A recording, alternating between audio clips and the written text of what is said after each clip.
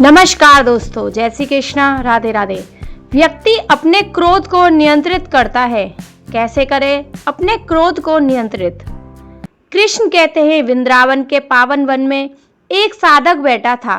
जीवन के संघर्षों से थका हुआ उसका हृदय बेचैन था। आंखों से आंसू बहते हुए पुकार उठा, हे गोविंद, मेरा मन शांति क्यों नहीं पाता? मैं प्रयास करता हूँ, फिर भी असफलता मेरे पीछे है। कभी क्रोध मुझ पर हावी हो जाता है, कभी भय। प्रभु, मुझे सच्चा मार्ग दिखाइए। तभी एक दिव्य वाणी गूंजी जो अंधकार में भी प्रकाश फैला देती है। वत्स, तेरा प्रश्न वही है जो हर आत्मा किसी न किसी समय मुझसे पूछती है। जीवन एक युद्ध है, बाहरी नहीं बल्कि भीतर का। सुन, मैं तुझे 10 उपदेश दूंगा। इन पर चलकर तू ना केवल दुख से मुक्त होगा बल्कि अपने भीतर का भगवान पाएगा। जो स्वयं पर विजय पा लेता है वही सच्चा विजेता है। प्रभु, लोग कहते हैं कि संसार जीतना है तो सफलता पाना है, पर आप कहते हैं स्वयं को जीतो। ये कैसे? वस्त, संसार जितना कठिन नहीं, क्योंकि संसार बाहर से जो दिखता है वो होता नहीं, परंतु अपने मन को जीतना सबसे कठिन है। मनुष्य अपने भीतर ही हारता और जीतता है। जिसने अपनी इच्छाओं, वासनाओं और भय पर विजय पा ली वह राजा भी है और ऋषि भी। यदि मन को जीते बिना कोई बाहरी विजय पाले तो वह शीघ्र ही अहंकार से हार जाता है। कृष्ण ने समझाया, जैसे एक अश्वारोही घोड़े को नियंत्रित करता है वैसे ही साधक को अपने मन को साधना चाहिए। अशांत मन वह शत्रु है जो भीतर ही भीतर जलाता रहता है, परंतु नियंत्रण मन मित्र बनकर जीवन की गाड़ी को आगे बढ़ाता है। कर्म ही तुम्हारा अधिकार है, हल की चिंता मत करो। प्रभु, यही तो मेरी पीड़ा है। मैं कर्म करता हूँ पर फल न मिलने से दुखी हो जाता हूँ। वत्स, फल की चिंता करने वाला कभी शांति नहीं पा सकता, क्योंकि फल भविष्य में है और भविष्य अनिश्चित है। तेरा अधिकार केवल वर्तमान में है।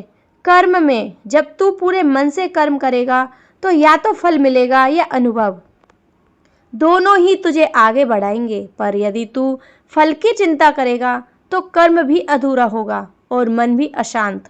कृष्ण ने कहा, जैसे किसान बीज बोकर तुरंत फल की चिंता नहीं करता, वो भूमि, जल और समय पर विश्वास करता है, वैसे ही साधक को कर्म करके उसे ईश्वर पर छोड़ देना चाहिए। सच्चा सुख बाहर नहीं, तुम्हारे भीतर है।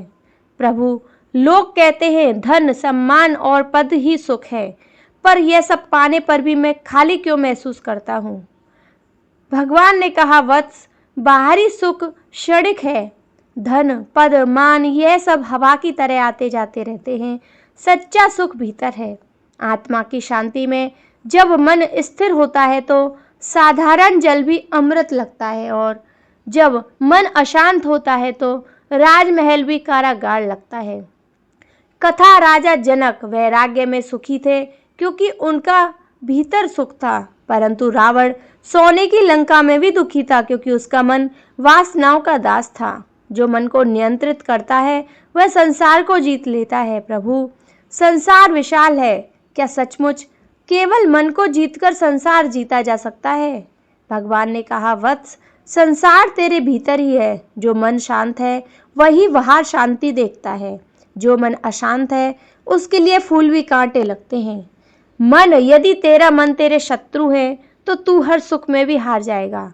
विश्वास से बढ़कर कोई शक्ति नहीं। वत्स, विश्वास ही वह दीपक है जो अंधकार में मार्ग दिखाता है।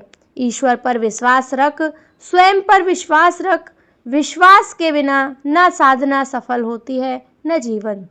संदेह आत्मा को कमजोर करता है, विश्वास आत्मा को दिव्य बनाता है। जब मगरमच्छ ने गजराज का पैर पकड़ा तो गजराज ने विश्वास से गोविंद पुकारा। विश्वास ने ही उसे मेरे चरणों तक पहुंचा दिया। जो हुआ अच्छा हुआ, जो हो रहा है अच्छा हो रहा है, जो होगा वो भी अच्छा होगा। प्रभु, क्या सचमुच सब अच्छा है? दुख, हानि, असफलता ये कैसे अच्छे हो सकते हैं? तू सीमित दृष्टि से देख। भगवान ने कहा, मैं संपूर्ण सृष्टि से और दृष्टि से देखता हूँ। हर घटना किसी उद्देश्य से घटित होती है। आज का दुख कल की शक्ति है, आज की असफलता कल की विजय है। ईश्वर की योजना में कोई त्रुटि नहीं होती, इसलिए हर क्षण को स्वीकार कर। जो अपने कर्तव्य को नहीं छोड़ता वही सच्चा भक्त है। वत्स, पूजा केवल फूल चढ़ाने से नहीं होती, सच्ची पूजा है कर्तव्य पालन। जो पुत्र अपने माता पिता का सम्मान करता है, जो व्यक्ति अपने समाज का हित करता है, जो राजा अपने प्रजा की रक्षा करता है, वही मेरा सच्चा भक्त है। कर्तव्य की रक्षा करता है। कर्तव्य छोड़कर केवल नाम जपने वाला भक्त नहीं बल्कि पलायनवादी है। क्रोध से बुद्धि नष्ट होती है और बुद्धि के बिना जीवन अंधकार में हो जाता है। प्रभु, क्रोध अचानक आ जाता है, मैं उसे कैसे रोकूं?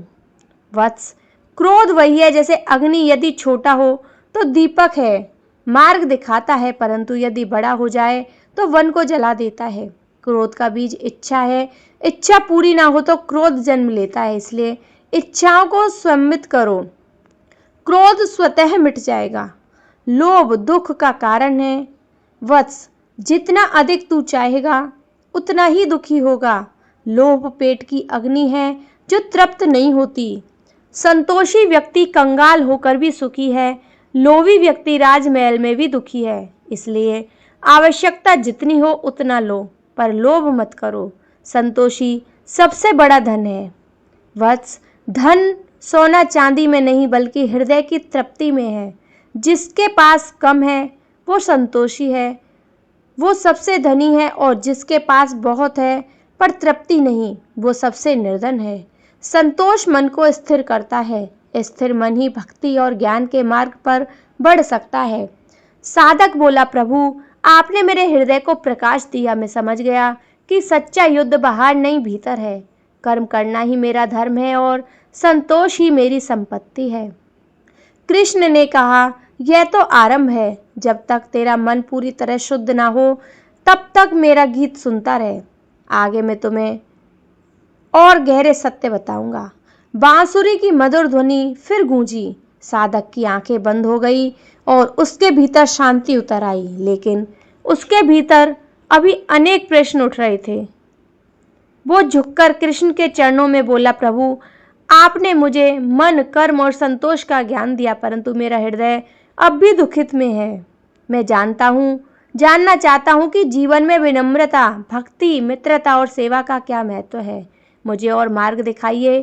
कृष्ण बोले, वत्स तू जिस सत्य को जानना चाहता है वही जीवन का सार है। सुन, मैं तुझे अगले 10 वचन बताता हूँ। विनम्रता से ही महानता है। प्रभु, लोग मानते हैं कि शक्ति और अधिकार से ही महानता मिलती है, फिर आप कहते हैं कि विनम्रता महानता है, ये कैसे? कृष्ण ने कहा, वत्स वृक्ष तब फलता है जब उसकी डालियां झुकती हैं। जिसके पास ज्ञान है वह नम्र हो जाता है। अहंकार अज्ञान का प्रतीक है। रावण के पास शक्ति थी पर विनम्रता नहीं। राम के पास शक्ति भी थी और विनम्रता भी, इसलिए रावण का अंत हुआ और राम आज भी पूजे जाते हैं।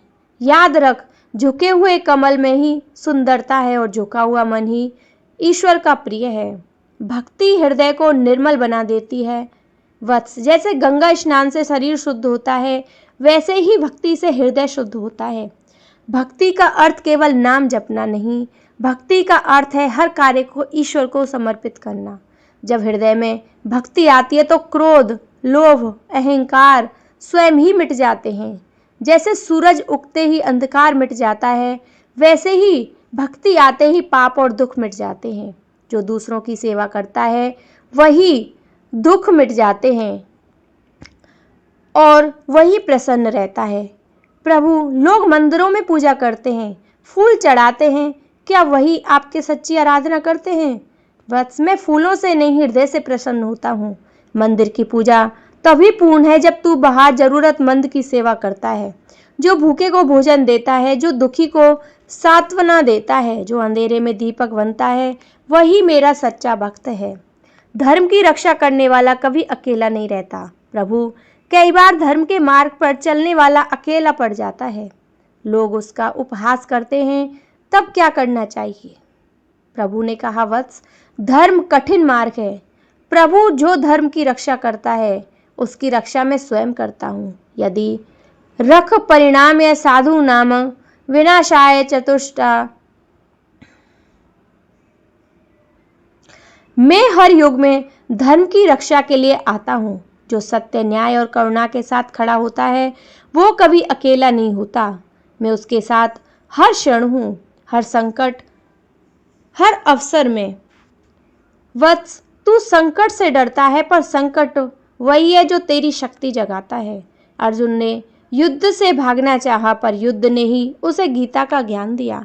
द्रौपदी की पीड़ा ने ही उसे मेरी शरण में आने को मजबूर किया। इसलिए हर संकट को अवसर समझ। संकट तेरी कमजोरी नहीं, तेरी शक्ति का जन्म है। प्रेम ही ईश्वर का दूसरा नाम है। प्रभु, लोग कहते हैं भगवान दूर बैठा है, आप कहते हैं प्रेम ही भगवान है, ये कैसे? भगवान ने कहा, वत्स, जहाँ प्रेम है वहाँ मैं हूँ। प्रेम ही वो सेतु है जो आत्मा को परमात्मा से जोड़ता है। प्रेम में कोई गणना नहीं होती, कोई स्वार्थ नहीं होता।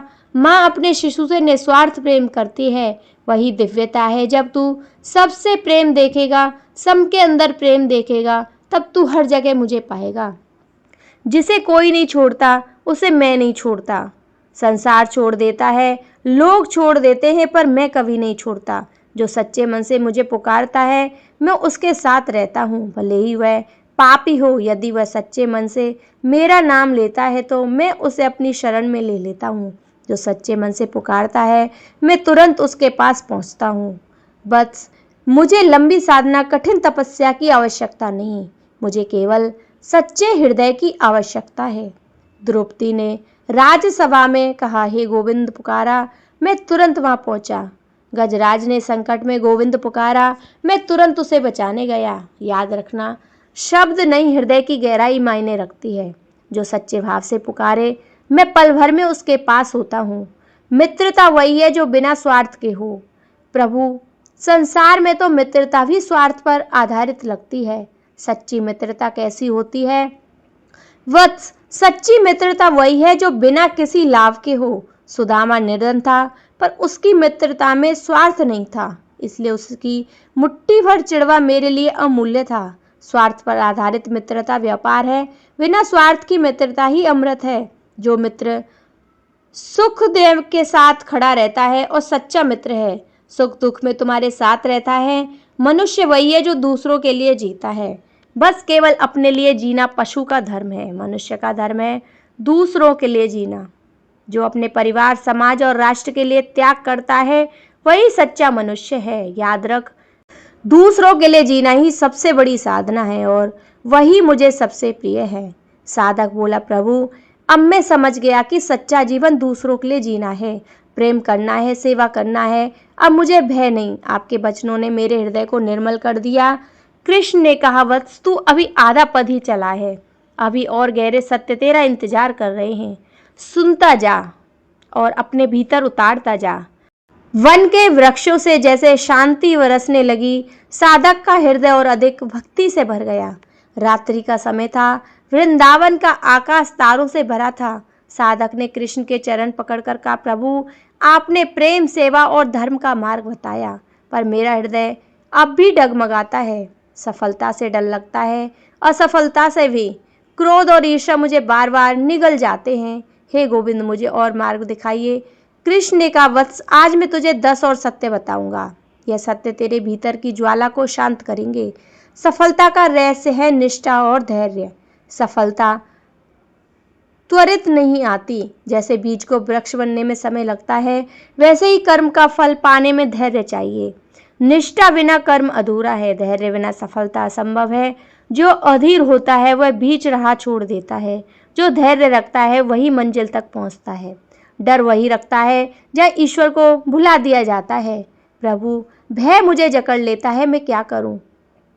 वत्स, जब तू अकेला समझता है अपने आप को तब भय आता है। जब तू याद करता है कि मैं तेरे साथ हूं तो भय पिघलकर शांति बन जाता है। भय अंधकार है, ईश्वर स्मरण प्रकाश है। जैसे दीपक आते ही अंधकार मिट जाता है, वैसे ही ईश्वर स्मरण से भय मिट जाता है। जो शांति चाहता है उसे क्षमा करना आना चाहिए। वत्स, क्षमा ही शांति का द्वार है। क्रोध और प्रतिशोध में से मन जलता है, क्षमा से मन ठंडा होता है। क्षमा वीर का गुण है, जो क्षमा कर सकता है वही महान है। क्षमा करने वाला दूसरों से अधिक स्वयं को मुक्त करता है। जो सब मैं तुझे बता रहा हूँ, जो सब में मुझे देखता है वो सच्चा ज्ञानी है। वत्स, तू मुझे मूर्ति में खोजता है, पर मैं हर हृदय में हूँ। जब तू मित्र और शत्रु में, धनवान और निर्धन में, पशु और पक्षी में भी मुझे देखेगा, जब तू सच्चा ज्ञानी कहलाएगा। जैसे जहर वो पहले ईर्ष्यालु को जलाती है, फिर धीरे धीरे सबको नष्ट कर देती है। दूसरों की सफलता देखकर दुखी होना अपने ही सुख को मिटा देना है। ईश्वर छोड़कर प्रेरणा लो, तब आत्मा खिल उठेगी। सच्चा भक्त वही है जो दुख सुख में सम्मान स्वभाव रखता है।